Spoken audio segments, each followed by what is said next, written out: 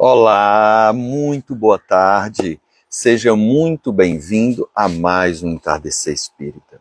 Eu fico muito feliz, eu sou Aníbal Albuquerque do Entre Nós, e nesse Entardecer Espírita muito especial, Dia das Mães, 12 de maio de 2024. É um prazer ter você aqui conosco. Você que é mãe, parabenizo pela sua maternidade, uma bênção, um papel, uma missão divina que você exerce no mundo do nosso Senhor. Amados irmãos, desejo agora, para começarmos, fazermos uma prece. Convido você a aquietar o pensamento, a serenar a mente, a pensar na sua maternidade, na criação, na concepção, em aconchegar aquele ser dentro de si e dar amor independente de quem seja. E normalmente, falando espiritualmente, é um ser que vai reencarnar, ter a oportunidade de reencarnar, vindo em uma família, vindo em um lar. Que possamos construir cada vez mais lares mais harmoniosos para que possamos ter melhores cidadãos no mundo. Abençoo a sua maternidade, abençoe você, a sua mãe, que lhe trouxe ao mundo, que lhe educou, que tenta fazer o melhor por você. E tenhamos uma tarde muito abençoada. Amados irmãos, é um prazer mais uma vez estar aqui e o nosso tema de hoje bem interessante. Desafios enfrentados pelos médiuns. E a primeira coisa que eu quero falar, primeiro desafio para aquele que tem mediunidade é entender que é médium, ou o que é mediunidade. Porque muitas vezes o que sentimos, o que temos, o que percebemos, por não compreendermos, ficamos perdidos, desorientados, acreditando em loucura, ou os outros afirmando termos algo de diferente e esse diferente não tão bem saudável.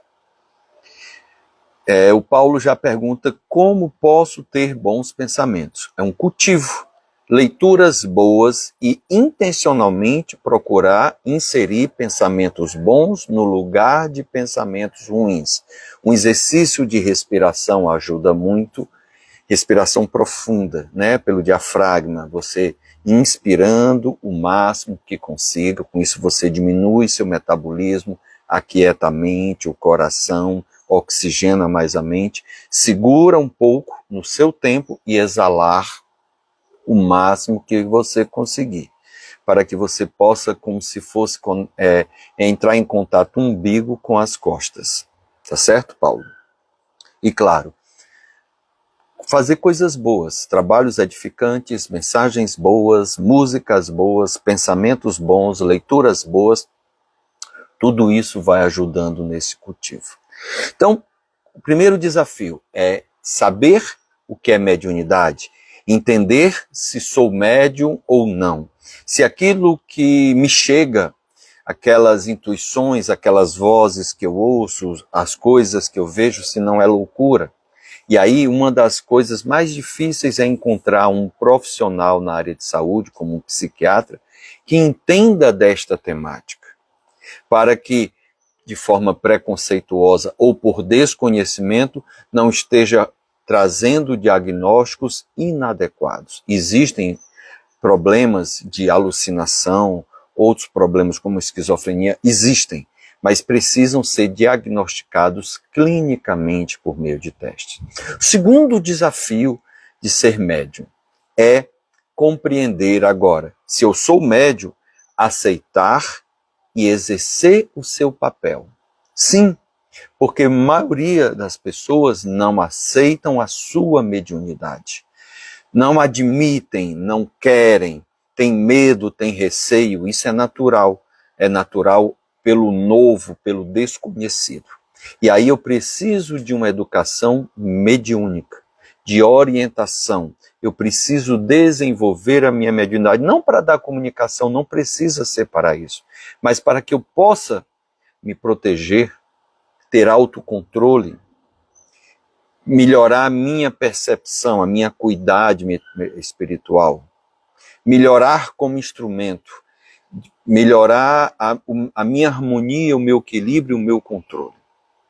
Então, ser médium é algo fantástico, que nós, seres humanos, quando vamos reencarnar, aqueles que porventura venham com o papel da mediunidade, eles são preparados. André Luiz comenta que tem médios que são preparados durante 30 anos em seu perispírito, em seu futuro corpo físico, e hoje a ciência, os médicos espíritas já conseguem comprovar por estudos científicos como ressonância magnética, exames clínicos, conseguem comprovar aquele que tem mediunidade. Há uma predisposição orgânica e um funcionamento em maior intensidade, conforme o tipo de mediunidade, em áreas do cérebro. Então, primeiro papel, entender o que é. Se é, aceitar que é, porque eu vejo muitos médios, conheço muitos médios que negam a sua missão, negam o seu trabalho, negam a sua mediunidade. Quero trazer um exemplo de um filme que saiu nos cinemas, você vai encontrar talvez no YouTube, que é Sexto Sentido. Um jovem, um garoto, que possui mediunidade, mas não sabe que tem mediunidade, não sabe o que é isso, e com ele acontece uma série de fenômenos.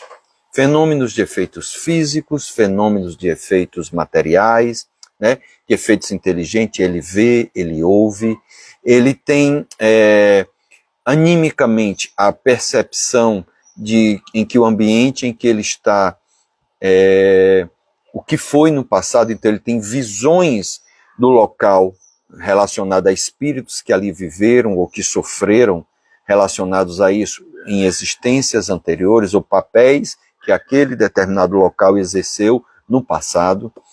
Fenômenos de efeito físico, como desaparecimento de objetos, objetos desarrumados, e só mora ele e a mãe.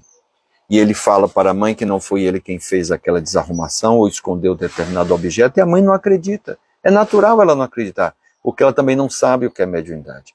E ela acha que o garoto é falso, esconde, tem uma personalidade com desvio, né, de temperamento, de comportamento, então ela leva ele para um psicólogo.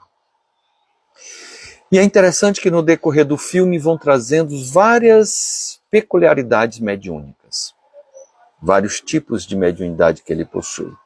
Mas o mais interessante é que lá, pelo da metade do filme, ele começa a entender qual é o objetivo que aqueles espíritos o procuram. Chegam até ele.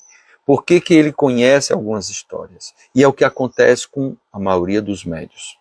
Os espíritos procuram não para prejudicar, não para atrapalhar, mas para pedir ajuda.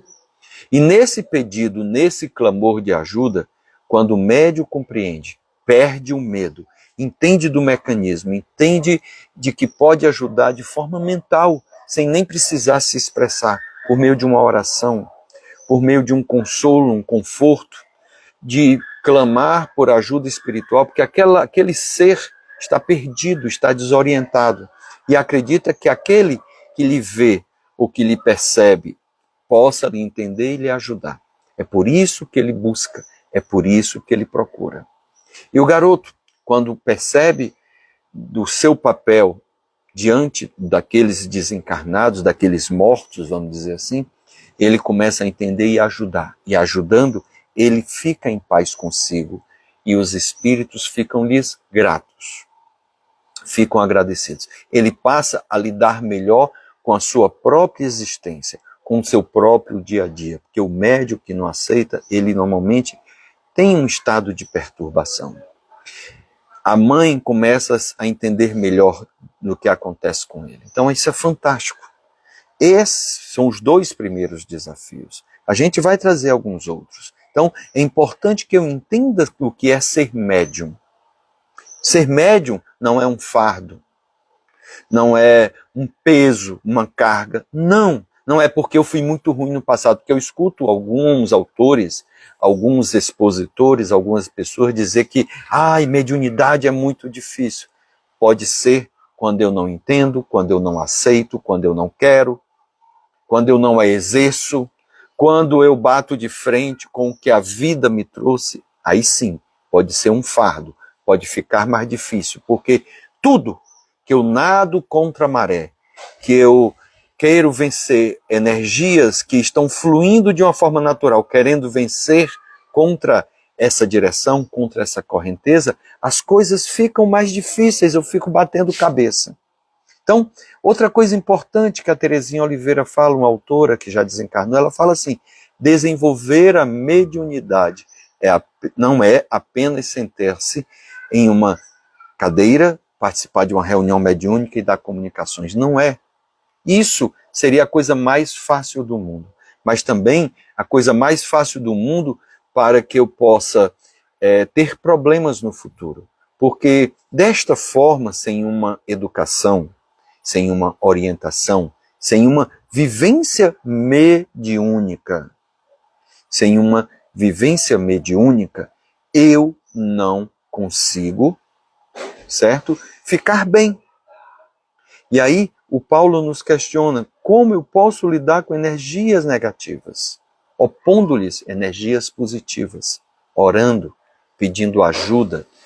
Se você reside numa cidade que tem uma casa espírita, busque orientação, busque esclarecimento, busque fazer um atendimento fraterno. Mas se porventura não tem, vá no canal Conhecendo o Espiritismo, ou então www.conhecendoespiritismo.com.br, e lá existe atendimento fraterno virtual. Você poderá conversar, expor as questões como os pensamentos não tão bons, energias negativas não tão boas. Eu sugiro inclusive que você assista as duas lives, a da semana passada e a da semana retrasada, em que a gente trabalhou o tema influências espirituais, mas com o seguinte título: me diga como você é, que eu direi com quem você anda. Porque é uma questão, muitas vezes, de sintonia. Às vezes podem ser processos obsessivos que eu precisarei de reuniões mediúnicas. E aí, uma conversa mais próxima, um tratamento espiritual mais próximo, poderá ajudar-lhe muito, trazer esclarecimento e orientações. Então, para quem é médium, pode ser muito fácil dar a comunicação.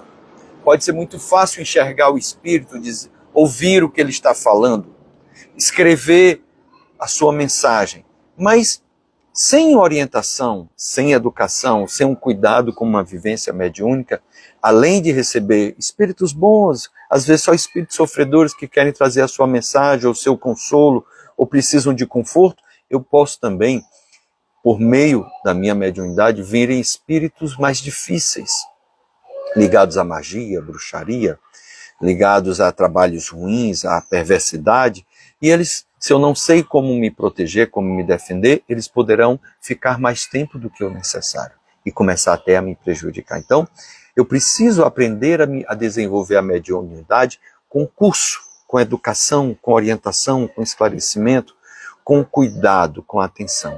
Abandonar ou não praticar ou não estudar não é a melhor solução. Por quê? Porque eu não vou deixar de ser médium. Meu corpo foi preparado para isso. E aí é interessante que no livro Vivência Mediúnica do projeto Manuel Filomeno de Miranda, fala uma coisa muito interessante. Por quê?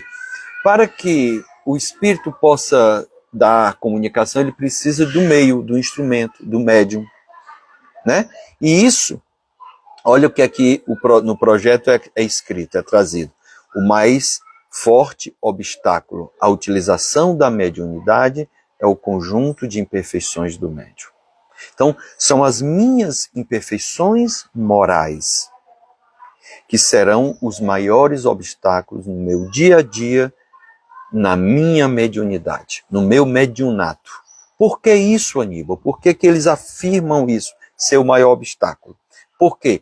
Se eu sou cabeça dura, se eu não quero ser médium, se eu não aceito a mediunidade, se eu não quero estudar, se eu não quero me estudar, se eu não quero me preparar, fazer a minha reforma íntima, cultivo de pensamentos positivos, se eu tenho comportamentos desagradáveis, pensamentos não positivos, uma série de coisas, pela lei de sintonia eu vou sintonizar com espíritos mais inferiores. E esses espíritos inferiores mais viciados, né, poderão querer tomar conta de mim, poderão querer me dominar. E desta forma, né, eu preciso fazer por onde, na minha reforma íntima, no meu estudo, no meu desenvolvimento mediúnico, na minha educação mediúnica, para que eu vá melhorando e minimizando os obstáculos. Tá certo? Então, o Dr. Fritz, médium, pelo médium Roberto Barbosa, né, do Instituto Dr. Fritz, fala assim: trabalhar com médiums é um dos trabalhos mais difíceis da espiritualidade. É, consequentemente, também um dos mais meritórios. Meu maior trabalho hoje é o desalinhamento de vocês com as leis de Deus. Olha que orientação, que lição que esse irmão, Dr. Fritz, o espírito do Dr. Fritz, está nos dando. Que ao mesmo tempo, a dificuldade que ele possui, porque ele precisa de um instrumento material, que é o ser humano, que é o médium, para exercer o seu trabalho, no caso de cirurgias espirituais, além dessa dificuldade, mas ele fica feliz quando ele pega instrumentos mais educados, mais alinhados com as leis de Deus. Então é isso que nós, como trabalhadores de mediúnica, ou como seres humanos, como espíritos, devemos valorizar. Olha que interessante. Olha que interessante isso, esse cuidado. E aí, por que isso também é importante? Joana de Ângeles nos comenta que eu, você, não somos somente médios durante uma reunião mediúnica. Nós somos médios um tempo todo devido à influenciação espiritual. Nós podemos estar recebendo boas influências, mas também podemos estar dando atenção a más influências. E aí, o que é que eu estou replicando? O que é que eu estou repetindo? Porque o indivíduo, segundo a Joana de Ângeles, é médio em todos os momentos da existência física e não apenas esporadicamente, durante as reuniões experimentais em que utiliza. Muitas vezes eu posso trabalhar mediunicamente quando eu estou dormindo. Sim, no livro Nosso Lar, lá no final, há uma reunião mediúnica do ex-esposo de Dona Laura, né, que ficou viúvo. Ele vem numa reunião mediúnica e dá passagem. Olha que interessante, né? Então, eu sou médium em vários momentos, eu não posso só esperar por isso. De novo, do livro Vivência Mediúnica, do projeto Manuel Filomeno de Miranda, fala assim: precisam os médiuns estar conscientes de que a sua faculdade lhe é conferida para que ele cresça moralmente. É um aprendizado, é uma oportunidade de lição. As mensagens que eu recebo não são somente para os outros. Inicialmente, primeiramente, é para a minha educação, para a minha formação. O que é que eu preciso aprender com este exemplo, com este caso, com esta mensagem, com esta experiência? E se colocar, então, é para crescer moralmente, se colocar a serviço dos espíritos. É assim que eu também vejo a mediunidade, não a mediunidade como um fardo, como um peso, como um estorvo de alguém que errou muito no passado e agora sofre porque é médium. Não vejo desta forma. Tá certo? Então, por isso que é importante para o nosso crescimento moral e para a gente se colocar a serviço dos espíritos, a reforma íntima. O cultivo de bons pensamentos. A importância de adquirir virtudes e tudo isso colocar em prática. Porque só teoria não basta, não resolve. Tá certo? Só isso não é suficiente. Então, a gente precisa compreender. Tá certo? Existe um livro muito interessante que chama-se Qualidade na Prática Mediúnica, do projeto Manuel Filomeno de Miranda. Eu falei do livro Vivência Mediúnica, desse projeto. Esse livro é da Leal, né? E são 3 colaboradores, trabalhadores da equipe de Divaldo, que traz um trabalho muito bonito. E aí tem um tópico que é chamado Os Espíritos Respondem. Olha que interessante a primeira parte, com relação à mediunidade, sobre o afloramento. Claro que eu vou trazer aqui só alguns tópicos. Como deve, olha a pergunta, como deve proceder o médium nesta fase de registro de presença de seres desencarnados? Comecei a ter sensibilidade, ter pensamentos, ter visões, escutar, sei lá, mudar meu estado de humor, que é uma outra coisa muito importante no desafio do médium, é o autoconhecimento e a autopercepção. Eu preciso me conhecer para entender como eu estou. E muitas vezes, sentimentos que eu estou no presente momento sentindo, emoções que eu estou tendo, não são minhas. Podem ser de espíritos que se aproximaram e não querem fazer meu mal, não querem fazer mal a mim, mas na verdade às vezes eles se aproximam para pedir ajuda, pedir amparo. E o médium, ele sabe quem é médium, então ele imagina assim, ele poderá me ajudar. Então, se eu não tenho preparo ainda, fica difícil de eu ajudar. E aí aquele irmão fica mais tempo do que o necessário. Então, olha que interessante isso. Autoconhecimento, autocontrole, autopercepção. O autoconhecimento fará com que, se eu estou aqui tranquilo, eu estou bem, e me chega uma tristeza, opa, essa tristeza não me pertence. Quem diz isso? Lúcia Helena Galvão, num dos vídeos do capítulo 3 do livro Caibalho. Muito interessante. Ela não aborda o mundo espiritual. Ela está dizendo que todos nós, 7 bilhões de habitantes na Terra, podemos entrar em sintonia um com o outro devido aos mesmos gostos, os mesmos pensamentos, ou até não. Mas eu posso pegar a tristeza de alguém. Então, se essa tristeza não é minha, se ela não me pertence, que eu não fique com ela. Se é de um irmão que se aproximou pedindo ajuda, e muitas vezes é desencarnado, que eu o ajude. Então, a pergunta, como deve proceder o médium nesta fase de registro e presença de seres desencarnados? No início. E a resposta que os espíritos trazem: silencia a inquietação e penetra-te através da meditação. Conhece-te a ti mesmo. Silenciar para pedir o clamor, a ajuda dos bons espíritos, para ajudar a esse irmão, a essa irmã, encarnado ou não. Não importa identificar o seu estado de vida nesse momento. E que ele vá em paz com a ajuda destes irmãos. Procura também, outro ponto, desdobrar a percepção psíquica. Para eu perceber, é meu ou não é meu? Sou eu ou não sou eu? E mesmo que eu fique confuso, mesmo que seja meu, que eu peço o amparo, que eu peço assistência, que eu seja ajudado, ou que eu ajude a quem está precisando de ajuda. Olha que interessante. Então, procura desdobrar a percepção psíquica sem qualquer receio, sem qualquer medo, e ouvirá palavras acalentadoras e verá as pessoas queridas acercando-se de você. Gente, tem muito mais espíritos desejando nos ajudar do que atrapalhar. E muitas vezes aqueles que chegam para nos atrapalhar não querem o nosso mal, só querem ser ajudados. Por isso que eu falei do filme Sexto Sentido. Se você chegou há pouco tempo, eu convido que você depois assista do início, né? Que a gente falou outros tópicos. Há uma outra coisa que eles falam sobre animismo. E aí deixa eu fazer só uma propaganda.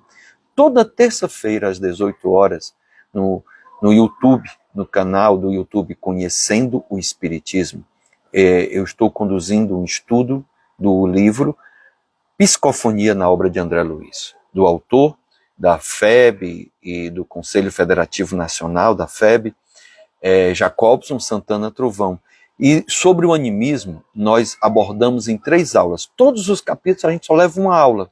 Mas esse tema animismo, ele é tão relevante, ele é tão importante, que o próprio autor desta obra, que a gente está fazendo estudo toda terça às 18 horas, mas o conteúdo fica gravado. Nós já tivemos 21 aulas. Todas as aulas estão lá no YouTube, você pode assistir. Tem o Animismo parte 1, parte 2, parte 3. É algo que a gente precisa entender sobre o animismo. E aí, olha o que é que o projeto pergunta. O que pode fazer o médium para diminuir gradualmente as cores anímicas da sua passividade?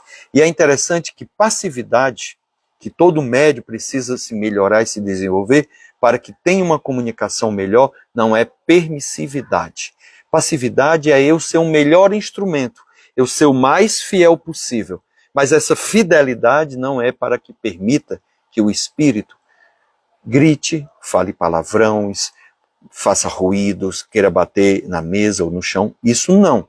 Isso é permissividade, que é totalmente diferente de passividade. Então, o que é que o médium deve fazer para diminuir gradualmente as cores anímicas da sua passividade? Ele deve estudar, porque ele começa a entender melhor do processo, e ele precisa estudar-se.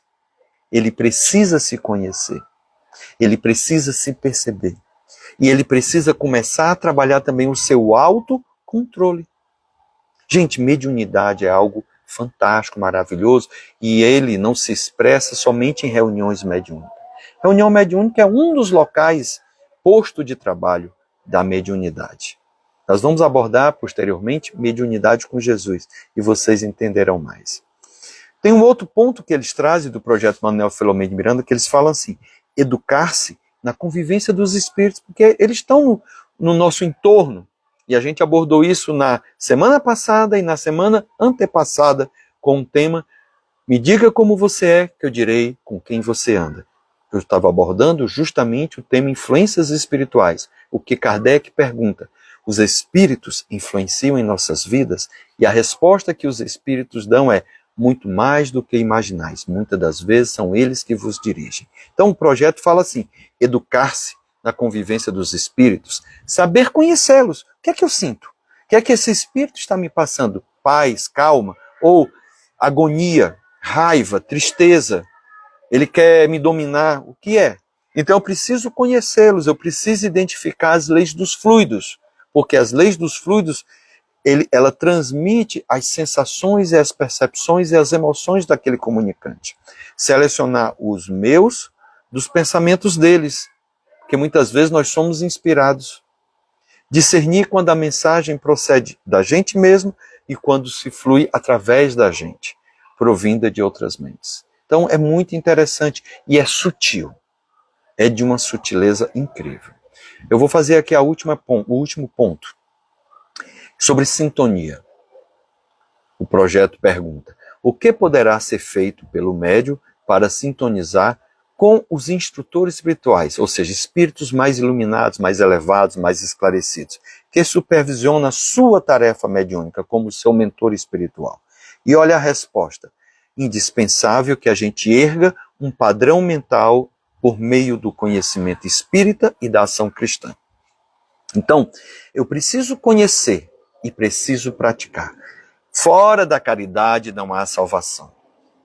Esse é o melhor instrumento, colocar em prática tudo que eu estudo, tudo que eu aprendo.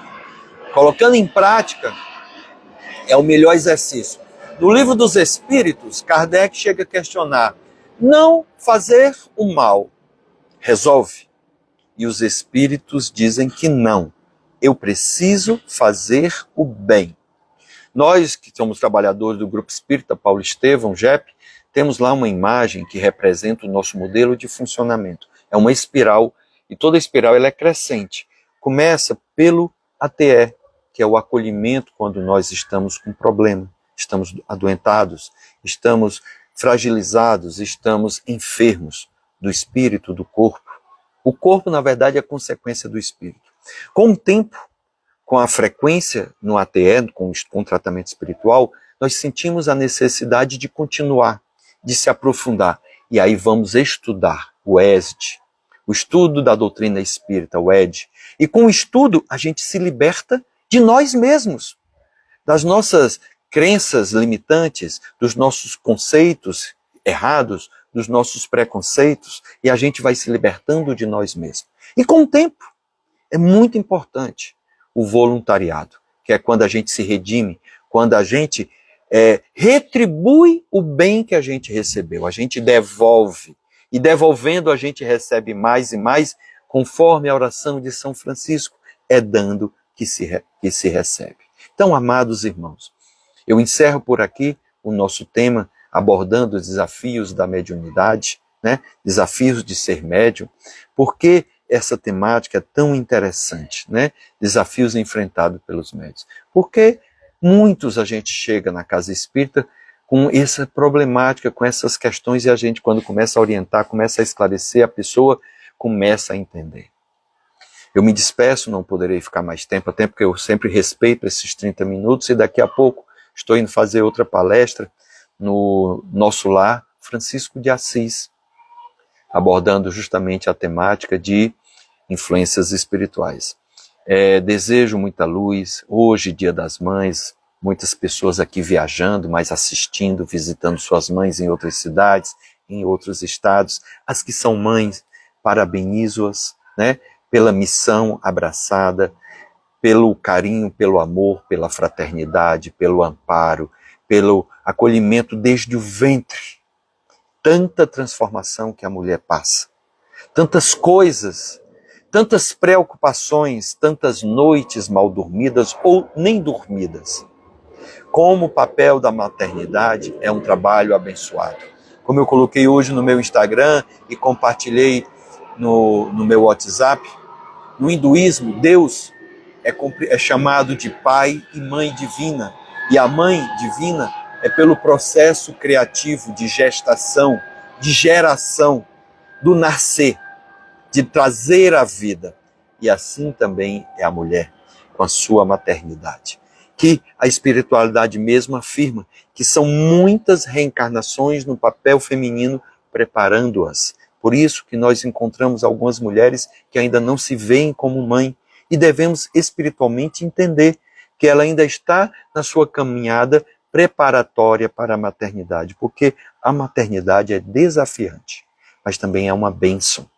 A dor do parto é a dor de brotar a vida, de trazer a vida.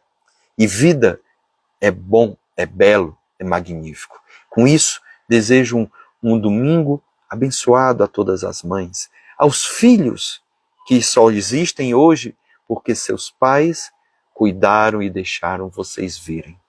Não houve a desistência da existência. Muita paz, muita luz, que assim seja. Amém.